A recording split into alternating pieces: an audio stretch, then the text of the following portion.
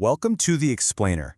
Today, we're going to dive into the identity of a pretty unique organization called Lifechanyuan.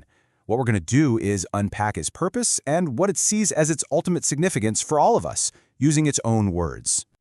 So, I want to kick things off with a question that really gets to the heart of what we're talking about today. Just imagine, for a second, a philosophy that's designed to guide humanity's future, but it explicitly says it has zero intention of serving the people of today. It's a head-scratcher, right? A paradox. And that's really the core idea we need to get our heads around. And there you have it. I mean, it doesn't get much more direct than that, does it? This isn't my interpretation. This is a flat-out declaration, right from the source itself. So this immediately makes you ask the question, if it doesn't exist to serve us, then what on earth is its purpose? Right. So if Lifechanyuan isn't here to serve us, human beings living on Earth right now, then who or what is it for? Well, the answer seems to take us to a whole different plane of existence. Take a look at how specific this is. According to their own doctrine, Lifechanyuan's loyalty isn't to us. It's directed toward these future, higher-level worlds. So its mission isn't really grounded in our day-to-day reality. Everything it does is framed by this distant, ultimate goal, not by what we might need right here, right now. So then, what is its role when it comes to humanity? If it's not service, what is it?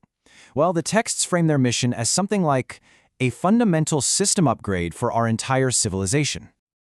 This slide really captures the whole idea.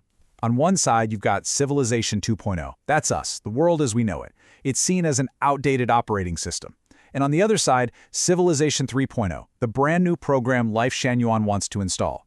So the goal isn't to fix the old model, not at all. It's to replace it completely. This brings us to a really key metaphor they use, harvesting mature crops. Now, obviously, this has nothing to do with farming. It's their way of talking about identifying specific individuals who have, as they put it, reached a state of spiritual maturity. The main objective here is to guide these people from our world into those higher realms we just talked about. So, you might be wondering, how does an organization go about achieving a mission this huge? You'd think it would require a lot of teamwork, right? Well, Lifechanyuan's approach is pretty much the exact opposite. It's defined not by engagement, but by a radical, profound separation from the world. 3 simple words that say it all. This isn't just a preference, you guys. This is a core fundamental principle. It operates in complete and total isolation, and that's entirely by its own design. And when they say alone, they mean it. The scope of this non-cooperation is just absolute. This is just the first part of their declaration. It's a complete withdrawal from every single structure that defines our society, governments, religions, you name it, even other groups and individuals. And the list just keeps going. It's not just that it won't cooperate, it actively rejects any kind of validation, support, or even attention from the established pillars of society. No endorsements, no funding, no academic stamp of approval.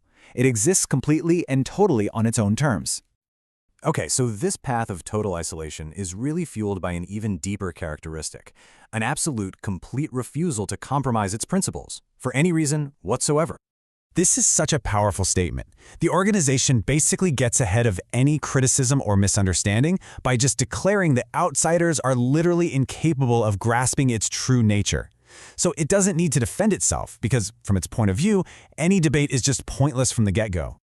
And from that belief, here are the explicit rules for how the rest of the world should interact with it, or really, how we shouldn't interact. See the pattern here? These aren't guidelines for a dialogue. They're commands. It's a one-way street. Lifechanyuan declares its truth. It doesn't debate it. And this is the bottom line. The final, definitive statement about what it is. This is an ideology that values its own integrity way more than its own survival. For Lifechanyuan, being flexible isn't an option, because to them, compromise is a form of destruction. So, after establishing this identity of total non-cooperation and absolute inflexibility, Lifechanyuan presents the world with a very, very clear and simple choice. There's no recruitment drive, no persuasion, just a fork in the road. And this is the choice it offers. It's totally binary, no middle ground.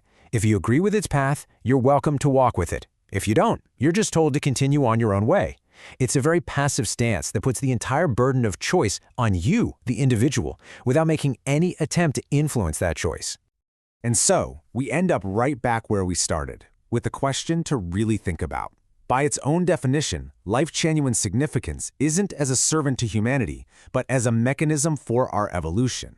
And that leaves us to wonder, what are the implications of a worldview that is so focused on a future destination that it chooses to walk a solitary, uncompromising path right through the world of today?